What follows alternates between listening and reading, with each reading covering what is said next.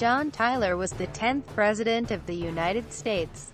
He was also, briefly, the 10th Vice President, elected to that office on the 1840 Whig ticket with William Henry Harrison.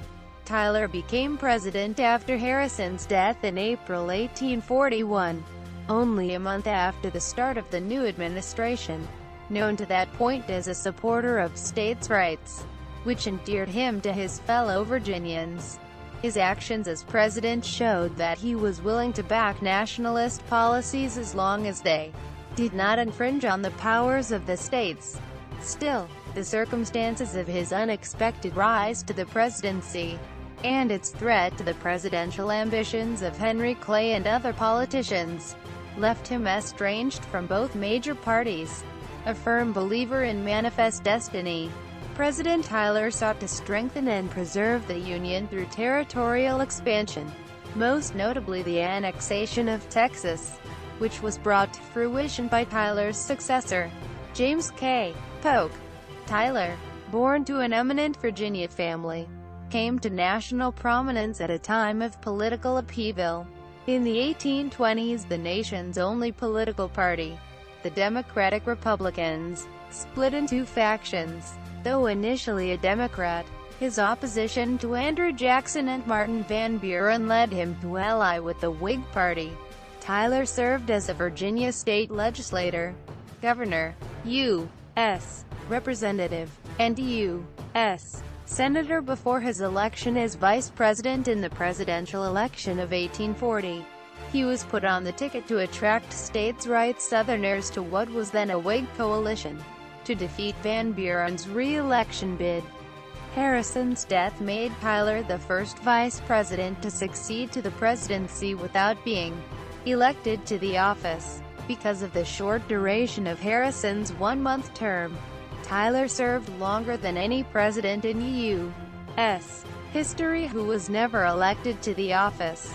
To forestall constitutional uncertainty, Tyler immediately took the oath of office, moved into the White House, and assumed full presidential powers, a precedent that would govern future successions and eventually become codified in the 25th Amendment. A strict constructionist, Tyler found much of the Whig platform unconstitutional, and vetoed several of his party's bills.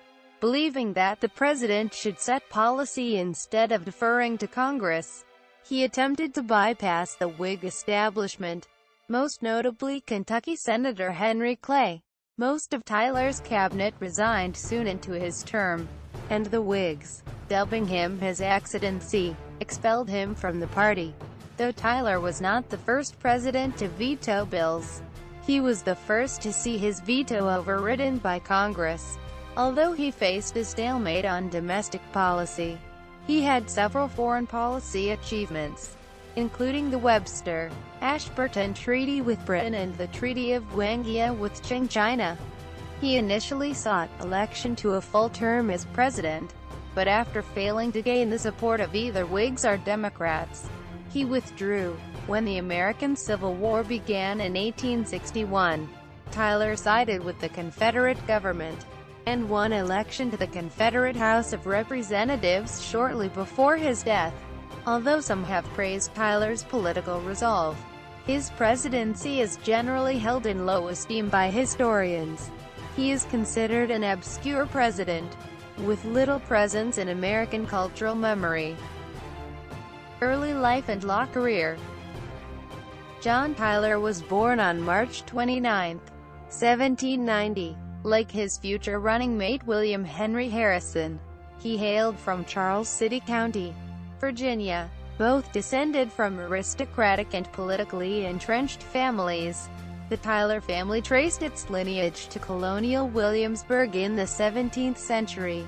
John Tyler, Sr., commonly known as Judge Tyler, was a friend and college roommate of Thomas Jefferson and served in the House of Delegates, the lower house of the Virginia General Assembly, alongside Benjamin Harrison V., father of William. The elder Tyler served 4 years as Speaker of the House of Delegates before becoming a state court judge. He subsequently served as governor and as a judge on the U.S. District Court at Richmond. His wife, Mary Merritt Armistead, was the daughter of a prominent plantation owner, Robert Booth Armistead. She died of a stroke when her son John was 7 years old. With his 2 brothers and 5 sisters, Tyler was raised on Greenway Plantation, a 200-acre estate with a 6-room manor house his father had built. After graduation, Tyler studied law with his father, who was a state judge at the time, and later with former United States Attorney General Edmund Randolph. Tyler was admitted to the bar at the age of 19. In violation of the rules, the judge who examined him neglected to ask his age. By this time his father was serving as governor of Virginia, and the young Tyler started a practice in Richmond, the state capital. Political rise. Start in Virginia politics. In 1811, at the age of 21, Tyler was elected by his fellow Charles City County residents to the House of Delegates. He served 5 successive one-year terms, and sat on the Courts and Justice Committee. The young politician's defining positions were on display by the end of his first term in 1816. A strong support of states' rights and opposition to a national bank. He joined fellow legislator Benjamin W. Lee in pushing for the censure of U.S. Senators William Branch Giles and Richard Brent of Virginia, who had voted for the recharter of the First Bank of the United States against the legislature's instructions. War of 1812. The United States was then facing hostilities with Britain in the War of 1812. Tyler, like most Americans of his day, was anti-British, and at the onset of the war he urged military action in a speech to the House of Delegates. After the British capture of Hampton, Virginia in the summer of 1813, Tyler eagerly organized a militia company to defend Richmond, the Charles City Rifles, which he commanded with the rank of captain. Tyler's father died in 1813, and Tyler inherited 13 slaves along with his father's plantation. U.S. House of Representatives. The death of U.S. Representative John Clopton in September 1816 left a vacancy in the 23rd District. Tyler sought the seat, as did his friend and political ally Andrew Stevenson. As the two men did not differ politically, the race was a popularity contest. While the Democratic Republicans had supported states' rights in the wake of the War of 1812, many members urged a stronger central government. A majority in Congress wanted to see the federal government help to fund internal improvements, such as ports and roadways. Tyler held fast to his strict constructionist beliefs, rejecting such proposals on both constitutional and personal grounds. He believed each state should construct necessary projects within its borders using locally generated funds. Virginia was not in so poor a condition as to require a charitable donation from Congress, he contended. Tyler was a slaveholder for his entire life, at one point keeping 40 slaves at Greenway. The major issue of the 16th Congress was whether Missouri should be admitted to the Union, and whether slavery would be permitted in the new state. Tyler declined to seek renomination in late 1820, citing ill health. He privately acknowledged his dissatisfaction with the position, as his opposing votes were largely symbolic and did little to change the political culture in Washington. He also observed that funding his children's education would be difficult on a congressman's low salary. He left office on March 3, 1821, endorsing his former opponent Stevenson for the seat, and returned to private law practice full-time. Return to state politics. Restless and bored after 2 years at home practicing law, Tyler sought election to the House of Delegates in 1823. Neither member from Charles City County was seeking re-election, and Tyler was elected easily that April, finishing first among the 3 candidates seeking the 2 seats. Tyler's political fortunes were growing. He was considered as a possible candidate in the legislative deliberation for the 1824 U.S. Senate election. Tyler's governorship was otherwise uneventful. He promoted states' rights and adamantly opposed any concentration of federal power. In order to thwart federal infrastructure proposals, he suggested Virginia actively expand its own road system. A proposal was made to expand the state's poorly funded public school system, but no significant action was taken. In 1829, Tyler was elected as a delegate to the Virginia Constitutional Convention of 1829 to 1830 from the Senate district that included Chief Justice John Marshall. He was appointed to the Committee on the Legislature. His service in various capacities at a state level included as president of the Virginia Colonization Society, and as rector and chancellor of the College of William and Mary. U.S. Senate. In January 1827, the General Assembly considered whether to elect U.S. Senator John Randolph for a full 6-year term. Randolph was a contentious figure. Although he shared the staunch states' rights views held by most of the Virginia legislature, he had a reputation for fiery rhetoric and erratic behavior on the Senate floor, which put his allies in an awkward position. Furthermore, he had made enemies by fiercely opposing President John Quincy Adams and Kentucky Senator Henry Clay, the nationalists of the Democratic-Republican Party, who supported Adams and Clay, were a sizable minority in the Virginia legislature. They hoped to unseat Randolph by capturing the vote of states' rights supporters who were uncomfortable with the senator's reputation. They approached Tyler and promised their endorsement if he sought the seat. Tyler repeatedly declined the offer, endorsing Randolph as the best candidate, but the political pressure continued to mount. Eventually he conceded that he would accept the seat if chosen. On the day of the vote, it was argued by one assemblyman that there was no political difference between the two candidates. Tyler was simply a more agreeable character than Randolph. The incumbent's supporters, though, contended that Tyler's election would be a tacit endorsement of the Adams administration. The legislature selected Tyler in a vote of 115-110, and he resigned his governorship on March 4, 1827, as his Senate term began. Democratic maverick. By the time of Tyler's election to the Senate, campaigning for the 1828 presidential election was in progress. Adams, the incumbent president, was challenged by General Jackson.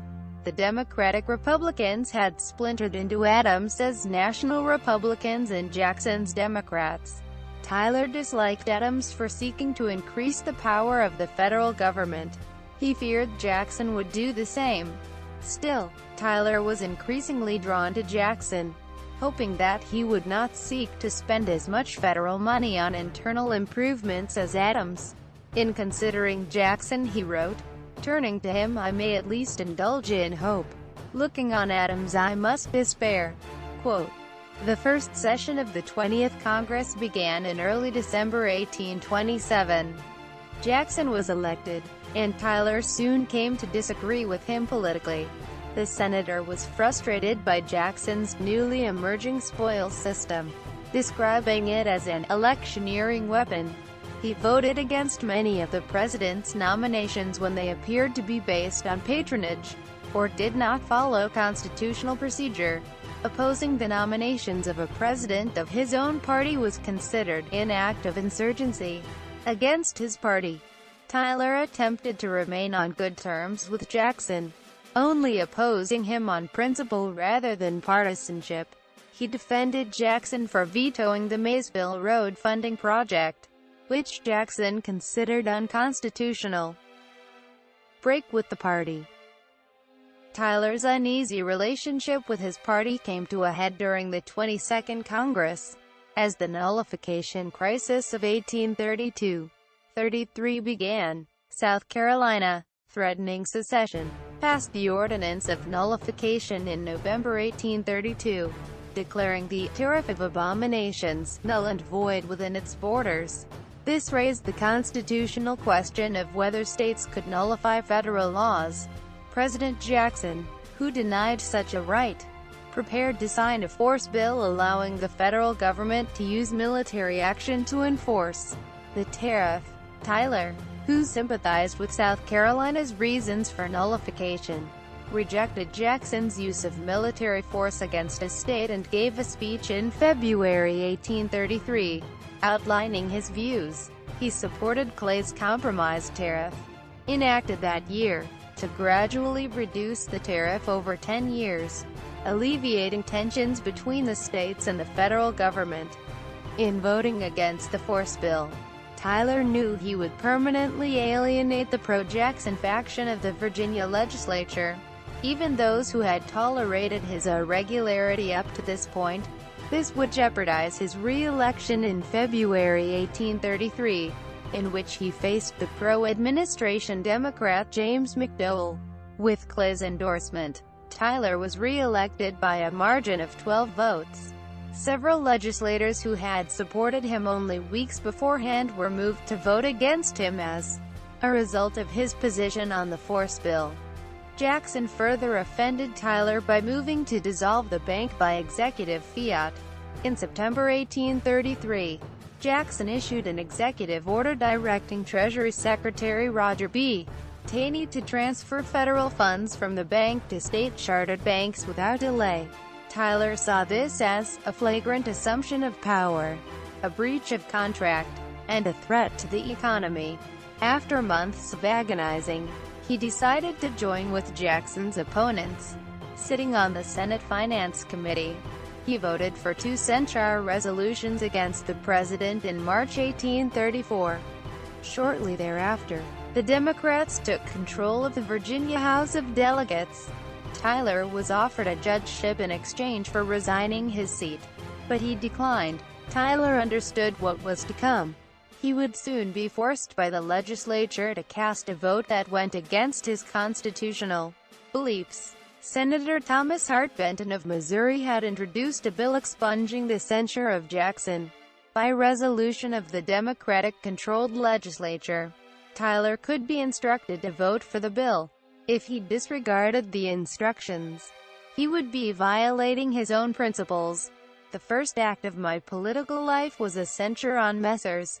Giles and Brent for opposition to instructions. He noted, "I shall carry with me into retirement the principles which I brought with me into public life, and by the surrender of the high station to which I was called by the voice of the people of Virginia, I shall set an example to my children which shall teach them to regard as nothing place and office, when either is to be attained or held at the sacrifice of honor." Presidential election, 1836. While Tyler wished to attend to his private life and family, he was soon swept up in the presidential election of 1836. He had been suggested as a vice presidential candidate since early 1835, and the same day the Virginia Democrats issued the expunging instruction, the Virginia Whigs nominated him as their candidate. The new Whig Party was not organized enough to hold a national convention and name a single ticket against Van Buren, Jackson's chosen successor.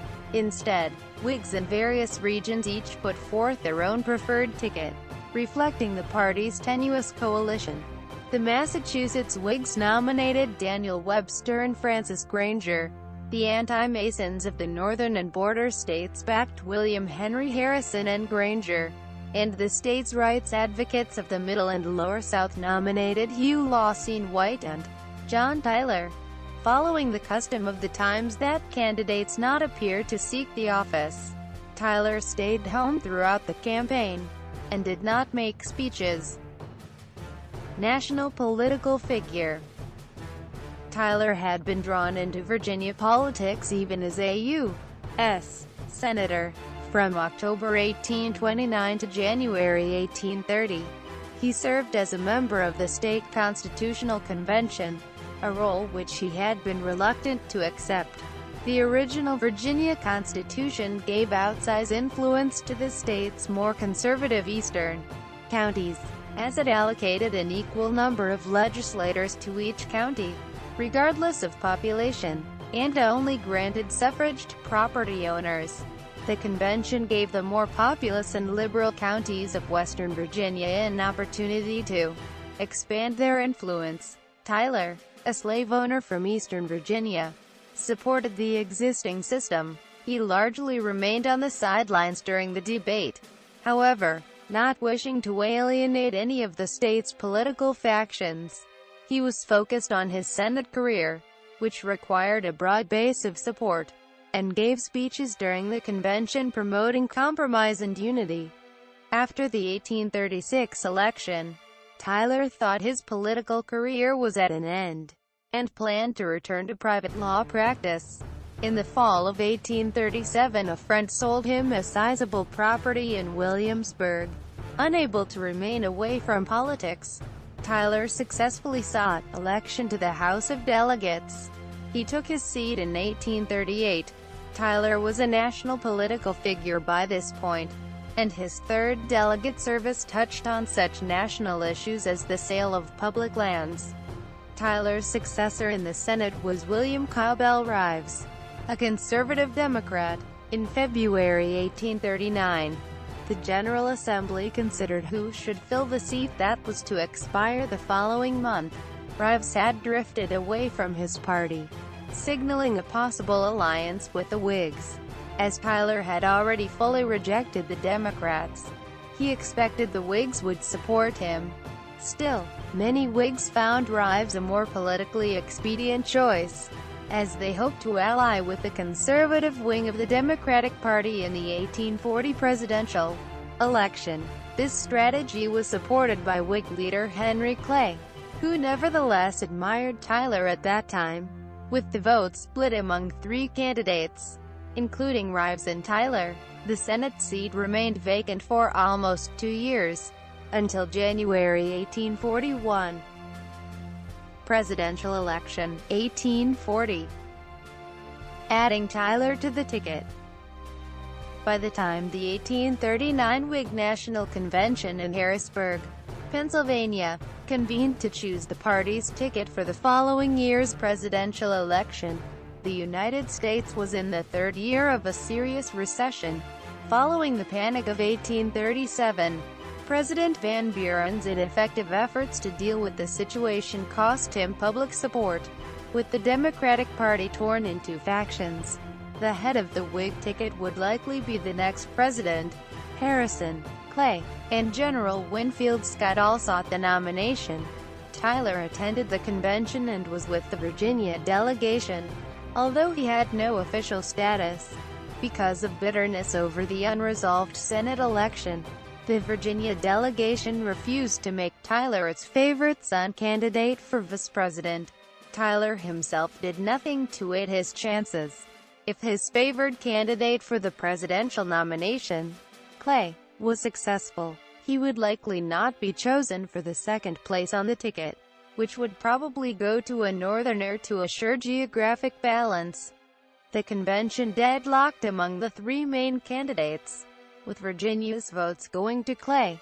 Many Northern Whigs opposed Clay, and some, including Pennsylvania's Thaddeus Stevens, showed the Virginians a letter written by Scott in which he apparently displayed abolitionist sentiments. The influential Virginia delegation then announced that Harrison was its second choice, causing most Scott supporters to abandon him in favor of Harrison, who gained the presidential nomination.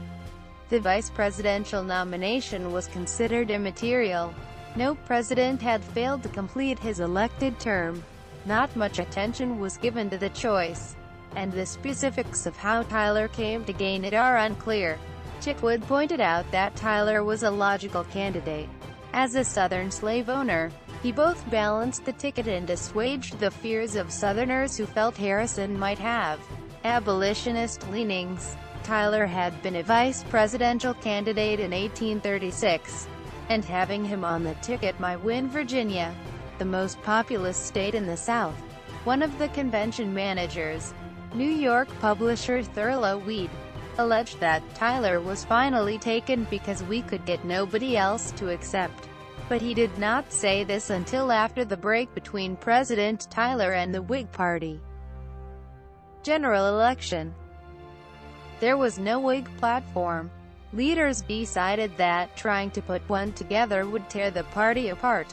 Thus, the Whigs ran on their opposition to Van Buren, and blamed him and his Democrats for the recession. To win the election, Whig leaders decided they had to mobilize people across the country, including women, who could not then vote. This was the first time that an American political party included women in campaign activities on a widespread scale, and women in Tyler's Virginia were active on his behalf. The presidential candidate's military service was emphasized. Thus the campaign jingle, Tippecanoe and Tyler too, referring to Harrison's victory at the Battle of Tippecanoe. The slogan remains well known today. Glee clubs sprouted all over the country, singing patriotic and inspirational songs. One Democratic editor stated that he found the song fests in support of the Whig Party to be unforgettable. Among the lyrics sung were, "We shall vote for Tyler therefore, without a why or wherefore." Clay, though embittered by another of his many defeats for the presidency, was appeased by Tyler's withdrawal from the still unresolved Senate race, which would permit the election of Rives, and campaigned in Virginia for the Harrison-Tyler ticket. Vice Presidency, 1841. As Vice President-elect, Tyler remained quietly at his home in Williamsburg. He privately expressed hopes that Harrison would prove decisive and not allow intrigue in the cabinet, especially in the first days of the administration. Tyler was sworn in on March 4, 1841, in the Senate chamber, and delivered a 3-minute speech about states' rights before swearing in the new senators and attending President Harrison's inauguration. Following Harrison's 2-hour speech on that freezing March 4, the vice president returned to the Senate to receive the president's cabinet nominations, presiding over the confirmations the following day. A total of 2 hours as president of the Senate, expecting few responsibilities. He then left Washington, quietly returning to his home in Williamsburg. 1888 illustration of President Tyler receiving the news of President Harrison's death from Chief Clerk of the State Department Fletcher Webster. Harrison, meanwhile, struggled to keep up with the demands of Henry Clay and others who sought offices and influence in his administration. Harrison's old age and fading health were no secret during the campaign, and the question of the presidential succession was on every politician's mind. The first few weeks of the presidency took a toll on Harrison's health, and after being caught in a rainstorm in late March he came down with pneumonia and pleurisy. Presidency. His accidency. In case of the removal of the president from office, or of his death, resignation, or inability to discharge the powers and duties of the said office, the same shall devolve on the vice president. Interpreting this constitutional prescription led to the question of whether the actual office of president devolved upon Vice President Tyler, or merely its powers and duties. I beg your pardon, gentlemen. I am very glad to have in my cabinet such able statesmen as you have proved yourselves to be, and I shall be pleased to avail myself of your counsel and advice. But I can never consent to being dictated to as to what I shall or shall not do. I, as President, shall be responsible for my administration. I hope to have your hearty cooperation in carrying out its measures. So long as you see fit to do this, I shall be glad to have you with me. When you think otherwise, your resignations will be accepted. Tyler delivered an inaugural address before the Congress on April 9, in which he reasserted his belief in fundamental tenets of Jeffersonian democracy and limited federal power. Tyler's claim to be president was not immediately accepted by opposition members of Congress such as John Quincy Adams, who felt that Tyler should be a caretaker under the title of acting president, or remain vice president in name. Ratification of the decision by Congress came through the customary notification that it makes to the president that it is in session and available to receive messages in both houses. Unsuccessful amendments were offered to strike the word president in favor of language including the term vice president to refer to Tyler. Mississippi Senator Robert J. Walker, in opposition, stated that the idea that Tyler was still vice president and could preside over the Senate was absurd. Tyler's opponents never fully accepted him as president. He was referred to by many mocking nicknames, including his accidency, economic policy and party conflicts. Harrison had been expected to adhere closely to Whig party policies and to defer to party congressional leaders, particularly Clay. When Tyler succeeded him, he at first was in accord with the new Whig Congress in signing into law such measures as a preemption bill granting squatters' sovereignty to settlers on public land, a distribution act, discussed below, a new bankruptcy law, and the repeal of the independent treasury enacted under Van Buren. But when it came to the great banking question, Tyler was soon at odds with the congressional Whigs. Twice he vetoed Clay's legislation for a national banking act.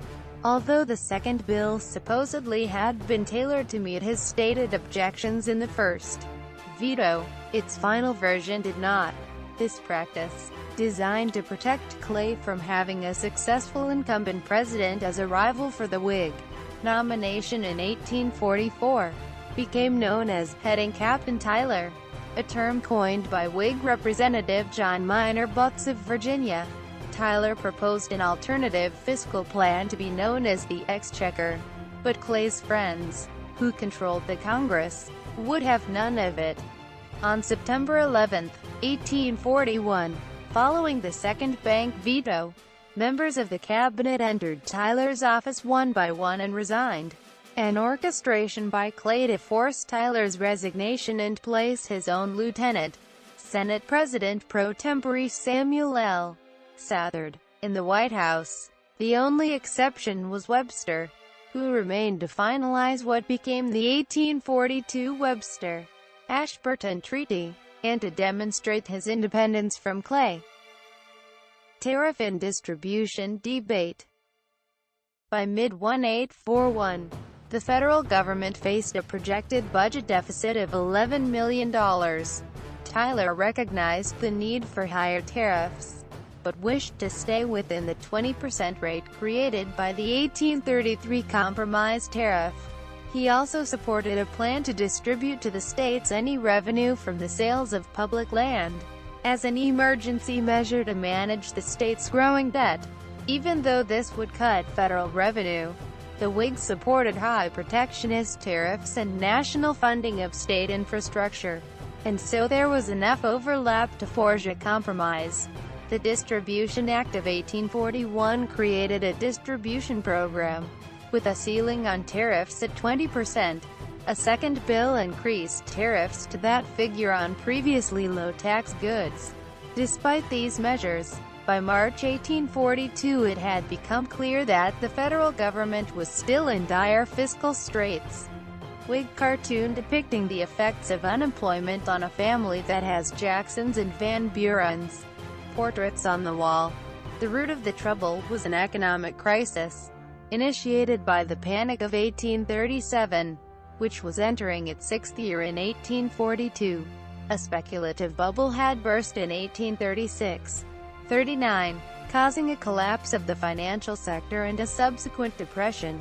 The country became deeply divided over the best response to the crisis.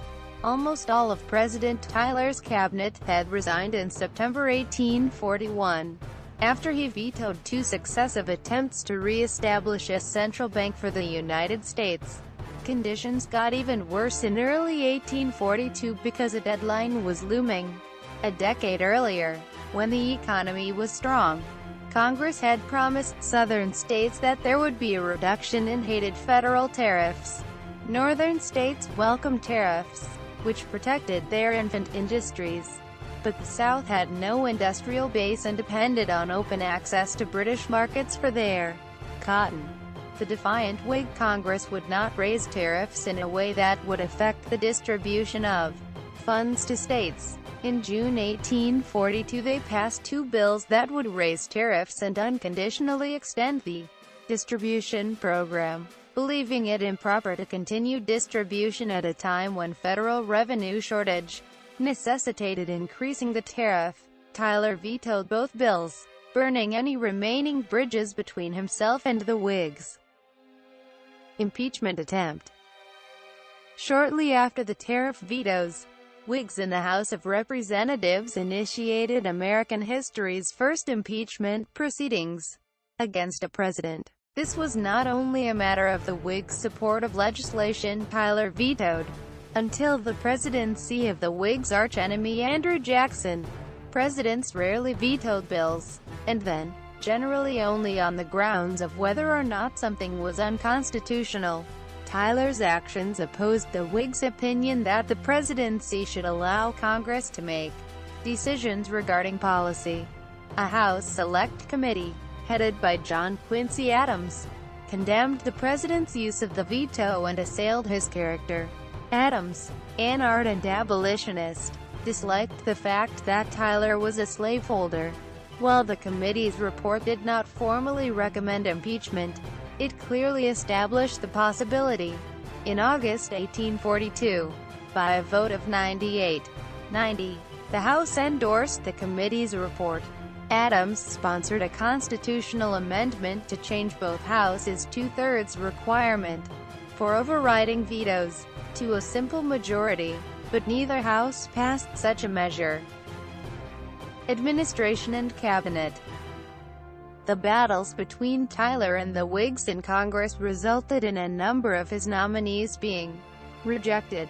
He received little support from Democrats and, without much support from either major party in Congress, a number of his nominations were rejected without regard for the qualifications of the nominee.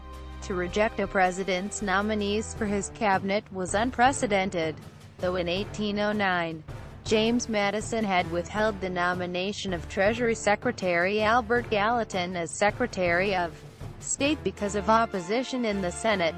A cabinet nominee would not fail of confirmation after Tyler's term, until Henry Stanbury's nomination as Attorney General was rejected by the Senate in 1868.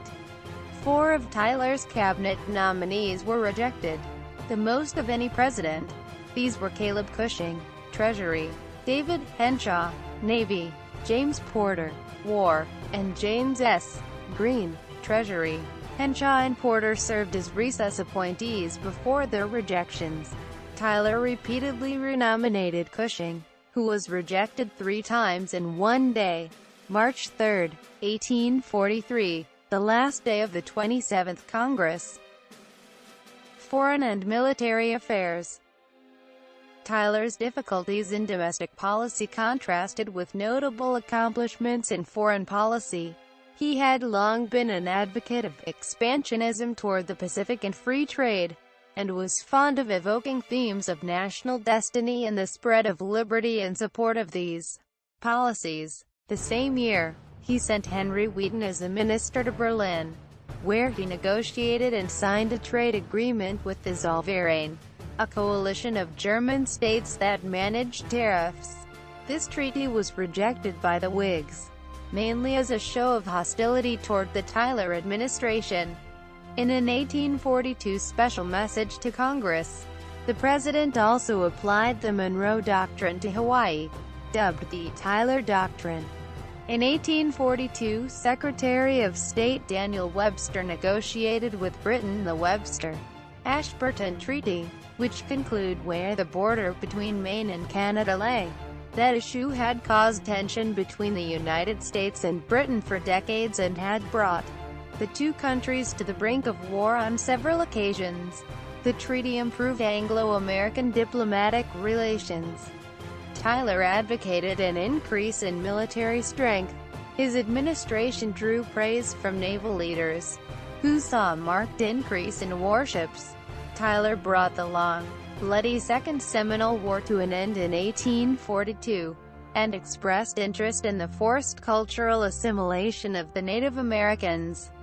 In May 1842, when the Dorr Rebellion in Rhode Island came to a head, Tyler pondered the request of the governor and legislature to send federal troops to help it suppress the Dorrite insurgents. The insurgents under Thomas Dorr had armed themselves and proposed to install a new state constitution. Before such acts, Rhode Island had been following the same constitutional structure that was established in 1663.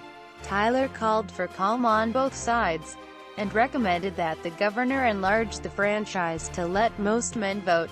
Tyler promised that in case an actual insurrection should break out in Rhode Island he would employ force to aid the regular, or charter, government.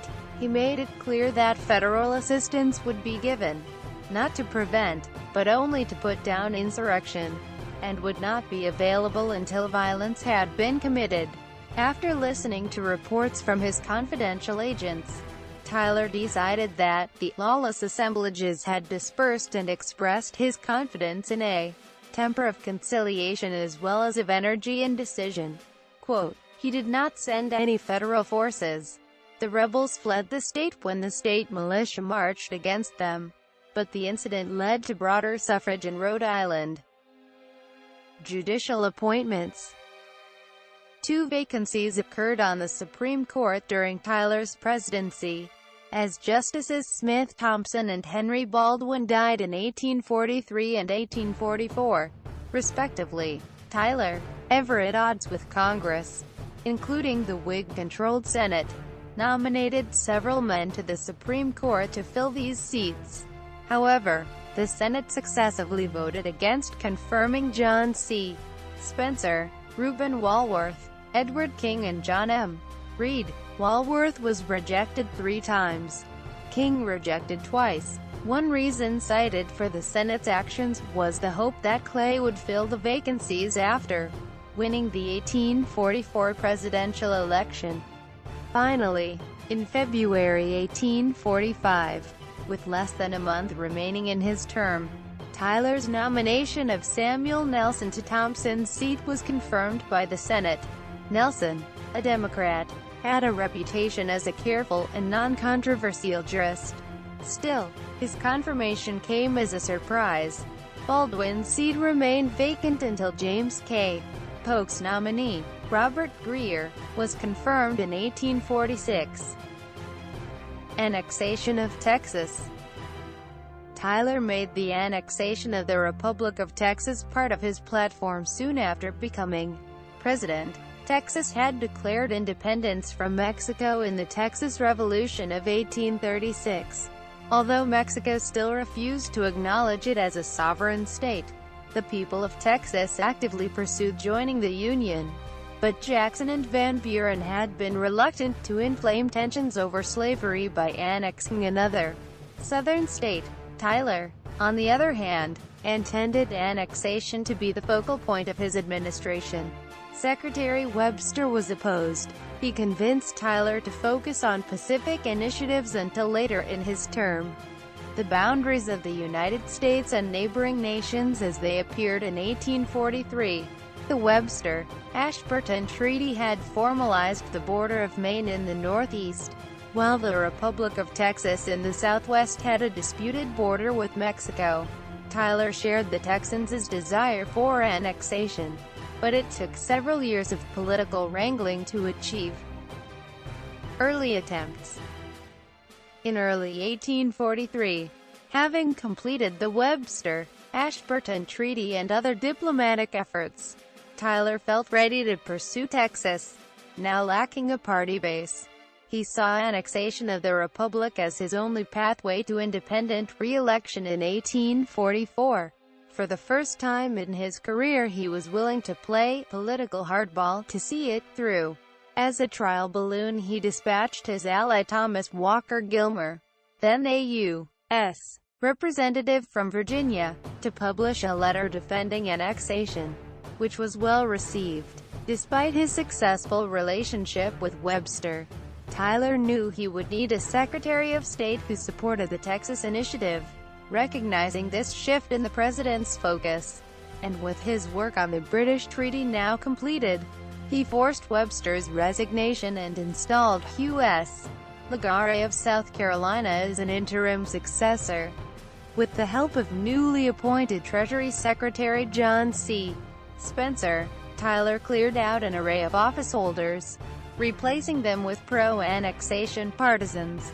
In a reversal of his former stand against patronage, he elicited the help of political organizer Michael Walsh to build a political machine in New York, in exchange for an appointment as consul to Hawaii. Journalist Alexander G. Abel wrote a flattering biography, Life of John Tyler, which was printed in large quantities and given to postmasters to distribute. Tyler appointed Abel P. Upshur, a popular Secretary of the Navy and close advisor, as his new Secretary of State, and nominated Gilmer to fill Upshur's former office. Tyler and Upshur began quiet negotiations with the Texas government, promising military protection from Mexico in exchange for a commitment to annexation. Secrecy was necessary, as the Constitution required congressional approval for such military commitments. Upshur planted rumors of possible British designs on Texas to drum up support among Northern voters, who were wary of admitting a new pro-slavery state. Uss Princeton Disaster. A ceremonial cruise down the Potomac River was held aboard the newly built USS Princeton on February 28, 1844, the day after completion of the Annexation Treaty. Aboard the ship were 400 guests, including Tyler and his cabinet, as was the world's largest naval gun, the Peacemaker. The gun was ceremonially fired several times in the afternoon to the great delight of the onlookers, who then filed downstairs to offer a toast. Several hours later, Captain Robert F. Stockton was convinced by the crowd to fire one more shot. As the guests moved up to the deck, Tyler paused briefly to watch his son-in-law, William Waller, sing a ditty. At once an explosion was heard from above. The gun had malfunctioned. Tyler was unhurt, having remained safely below deck, but a number of others were killed instantly, including his crucial cabinet members. Gilmer and Upshur. Also killed or mortally wounded were Virgil Maxey of Maryland, Rep. David Gardiner of New York, Commodore Beverly Kennan, Chief of Construction of the United States Navy, and Armistead, Tyler's black slave and body servant. The death of David Gardiner had a devastating effect on his daughter, Julia, who fainted and was carried to safety by the president himself. For Tyler, any hope of completing the Texas plan before November, and with it, any hope of re-election, was instantly dashed. Historian Edward P. Crabble later wrote that, prior to the Civil War and the assassination of Abraham Lincoln, the Princeton disaster, unquestionably was the most severe and debilitating tragedy ever to confront a President of the United States. Quote, ratification issue. An anti-Tyler satire lampoons his efforts to secure a second term. Tyler pushes the door shut on opponents Clay, Polk, Calhoun, and Jackson, as Uncle Sam demands that he let Clay in what the Miller Center of Public Affairs considers a serious tactical error that ruined the scheme. 1844 Candidacy. Following Tyler's break with the Whigs in 1841, he had begun to shift back to his old Democratic Party. But its members, especially the followers of Van Buren, were not ready to receive him. He knew that, with little chance of election, the only way to salvage his presidency and legacy was to move public opinion in favor of the Texas issue. He formed a third party, the Democratic Republicans, using the officeholders and political networks he had built over the previous year. A chain of pro-Tyler newspapers across the country put out editorials promoting his candidacy. Throughout the early months of 1844, Reports of meetings held throughout the country suggest that support for the president was not limited to office holders, as is often inferred. The Tyler supporters, holding signs reading, "Tyler in Texas," quote, held their nominating convention in Baltimore in May 1844, just as the Democratic Party was holding its presidential nomination. With their high visibility and energy as they gave Tyler their own nomination, his new Democratic-Republican Party renominated Tyler for the presidency on May 27, 1844. Regular Democrats were forced to call for annexation of Texas in their platform. But there was a bitter battle for the presidential nomination. Ballot after ballot, Van Buren failed to win the necessary supermajority of Democratic votes, and slowly fell in the rankings. It was not until the ninth ballot that the Democrats turned their sights to James K. Polk, a less prominent candidate who supported annexation. They found him to be perfectly suited for their platform, and he was nominated with 2/3 of the vote. Tyler considered his work vindicated, and implied in an acceptance letter that annexation was his true priority rather than election. Annexation achieved. Tyler was unfazed when the Whig-controlled Senate rejected his treaty by a vote of 16-35 in June 1844. As he felt that annexation was now within reach, he called for Congress to annex Texas by joint resolution rather than by treaty. Former President Andrew Jackson, a staunch supporter of annexation, persuaded Polk to welcome Tyler back into the Democratic Party and ordered Democratic editors to cease their attacks on him. Satisfied by these developments, Tyler dropped out of the race in August and endorsed Polk for the presidency. Polk's narrow victory over Clay in the November election was seen by the Tyler administration as a mandate for completing the resolution. Tyler announced in his annual message to Congress that a controlling majority of the people and a large majority of the states have declared in favor of immediate annexation. Quote, family and personal life. Tyler fathered more children than any other American president. Tyler's first wife, Letitia, died of a stroke in the White House in September 1842. His second wife was Julia Gardner, with whom he had 7 children: David, John Alexander, Julia, Lachlan, Leon, Robert Fitzwalter and Pearl.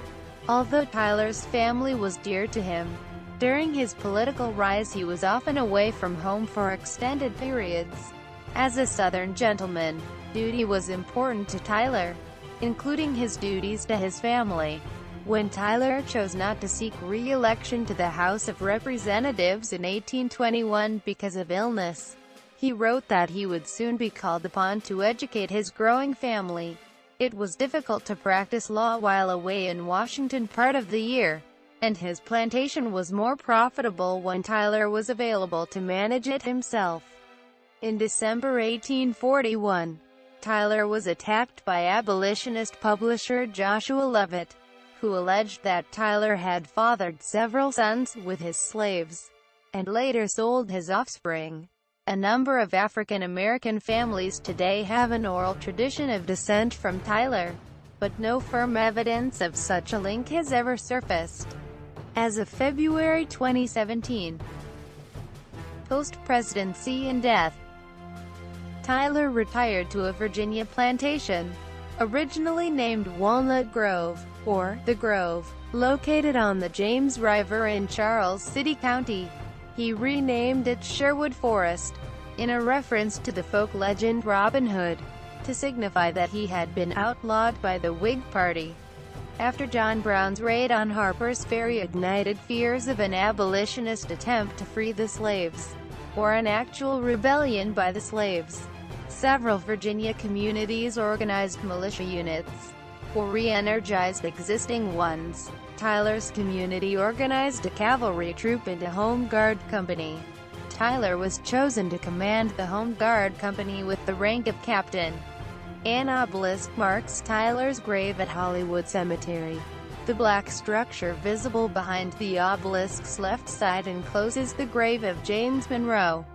On the eve of the Civil War, Tyler re-entered public life as a participant in the Virginia Peace Conference held in Washington, D.C. in February 1861 as an effort to devise means to prevent a war. The convention sought a compromise to avoid civil war even as the Confederate Constitution was being drawn up at the Montgomery Convention. Despite his leadership role in the peace conference, Tyler opposed the convention's final resolutions. He felt that they were written by the Free State delegates, did not protect the rights of slave owners in the territories, and would do little to bring back the Lower South and restore the Union. He voted against the conference's 7 resolutions, which the conference sent to Congress for approval late in February 1861 as an amendment to the Constitution. On the same day the peace conference had started, Tyler was elected to the Virginia Secession Convention and presided over the opening session on February 13, 1861. While the peace conference was still underway, Tyler abandoned hope of compromise and saw secession as the only option, predicting that a clean split of all Southern states would not result in war. Death. Throughout Tyler's life, he suffered from poor health. As he aged, he suffered more frequently from colds during the winter. On January 12, 1862, after complaining of chills and dizziness, he vomited and collapsed. He was treated, but his health did not improve, and he made plans to return to Sherwood Forest by the 18th. As he lay in bed the night before, he began suffocating, and Julia summoned his doctor. Just after midnight, Tyler took a last sip of brandy, and told his doctor, "I am going. Perhaps it is best."